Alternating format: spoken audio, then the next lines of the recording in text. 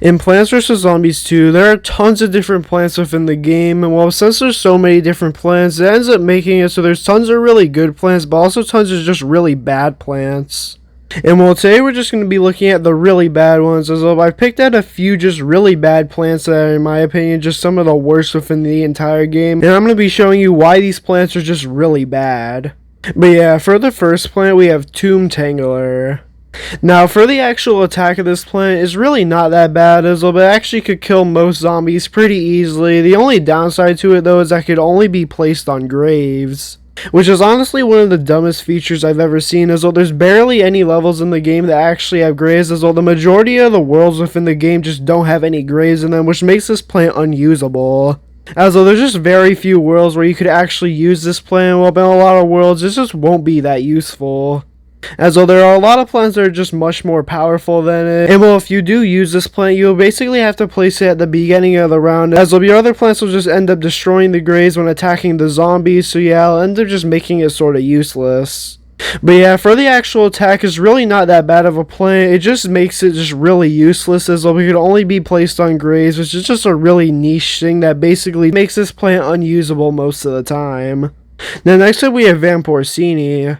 Now, this definitely has to be one of the worst plants in the entire game, as though it's just really weak and zombies could get past it really easily. As though this is meant to be a wall plant, except it just doesn't really work, as though it's just much weaker than other wall plants, so his main gimmick is taking health from the zombies and adding it to his own health. Which really doesn't work, as though when Vamp Porini is taking the health from the zombies are also taking health from it, which ends up just not making it gain that much health at all, and if it has more than 3 zombies on it, it's basically gonna get eaten. As though it's just really not that strong of a plant, could barely do what it's meant to do, so yeah, honestly, basically every single other wall plant in the game is better. As though even Walnut is a better plant than this one, as though this one's just really weak and everything, so yeah, honestly, this plant is just not worth getting and not worth using. As though this plant is literally meant to be a wall plant, but it ends up failing at that purpose, as though it just gets eaten really quickly, and honestly, most plants will be able to outlive this one most of the time. So yeah, honestly, there's just not that much reason for this plant to even exist in the first place. Next, we have the Intensive Carrot.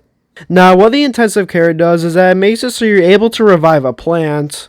As when you use the Intensive Carrot, you'll see all the gray spots where old plants were before they got eaten by the zombies, and you could replace them using the Intensive Carrot. The only problem with this plant is that the majority of plants that do get eaten that you put at the front of the lawn, which makes them able to get eaten, are actually less expensive than the Intensive Carrot. So honestly, most of the time, the Intensive Carrot just ends up being more expensive than the actual plants. So you're not going to be putting really expensive plants at the front of the lawn so they could get eaten.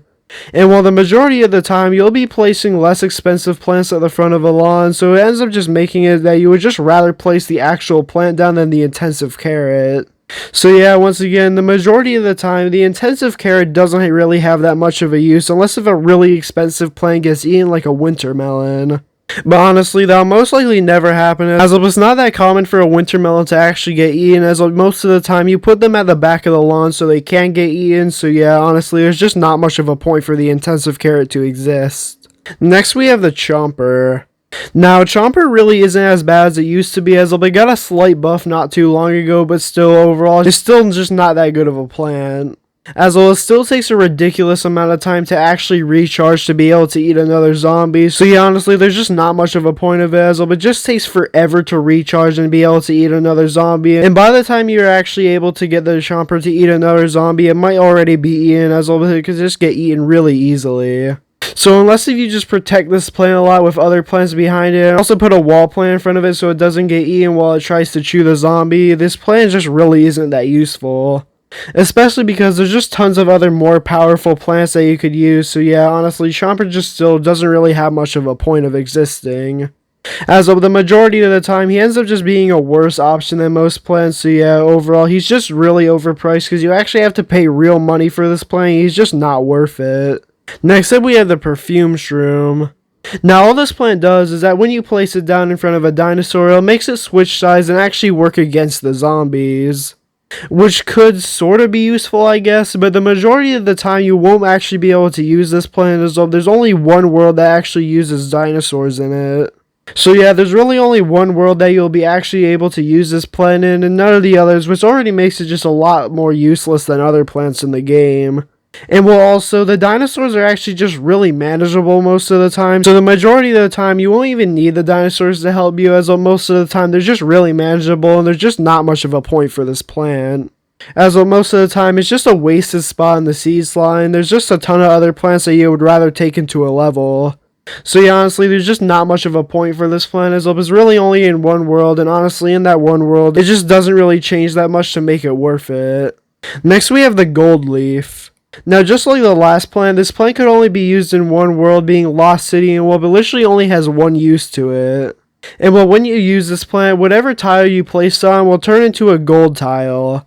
And well, the only thing that will actually happen if you place a plant on this gold tile is that it'll just give you 50 extra sun. So yeah, honestly, this definitely has to be one of the most useless plants in the entire game, as all it does is just give you an extra 50 sun, and you already have to use another plant to do that. As though by itself is completely useless, as well, all it does is place down a gold tile, and you actually have to use another plant to benefit from it.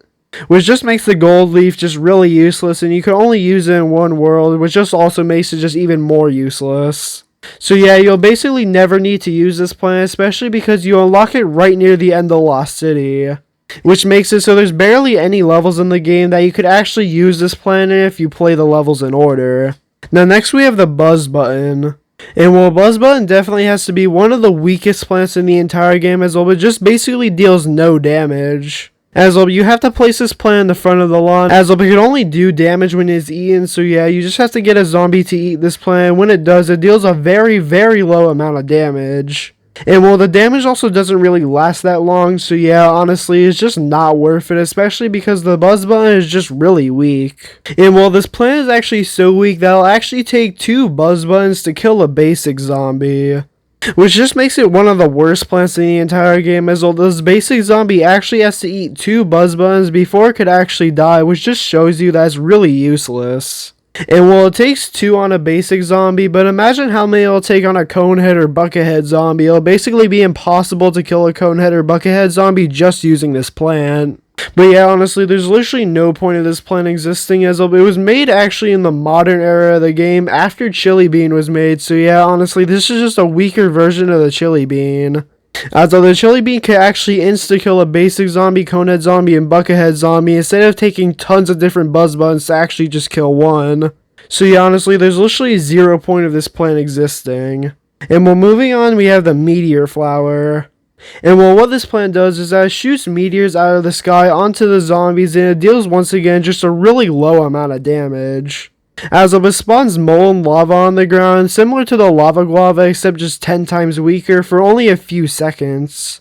And well, just like the buzz button, you'll be lucky if this plant is able to kill a basic zombie, as if the basic zombie is in the middle or the beginning of the tile, it'll be able to die, but if it's near the end of the tile, it won't be able to kill a basic zombie.